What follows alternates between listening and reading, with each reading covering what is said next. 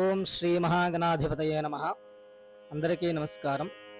ఈరోజు మనం రోగ నిర్మూలనకు ముఖ్యమైన ప్రతిబంధకాలు అంటే వైరల్ ఇన్ఫెక్షన్స్ లాంటి రుగ్మతలను తొలగించి ఆరోగ్యవంతులను చేసేటువంటి అథర్వ వేదాంతర్గత క్రిమిజంభన సూక్తం.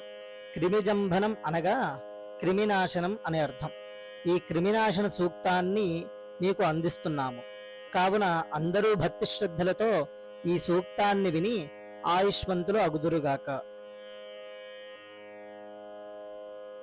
ఓం ఇంద్రస్య జామహే దృషత్క్రిమేర్విశ్వస్య తర్హాని తజాపి నష్మి సంక్రిమేందృషదా ఖల్వాౌ ఇవ దృష్టమదృష్టమద్రుహమథో కురూరు మద్రుహం అల్గండూన్ సర్వాన్ చలునాన్ క్రిమీన్ వచాసాజం భయామసి అల్గండూన్ హన్ని మహతా వధేనా దూనా అధూనా అరసా ఆభూవన్ శిష్టానశిష్టాన్నితీరామి వాచా యథా క్రిమీనాన్ నకీరుచ్ఛిషాతై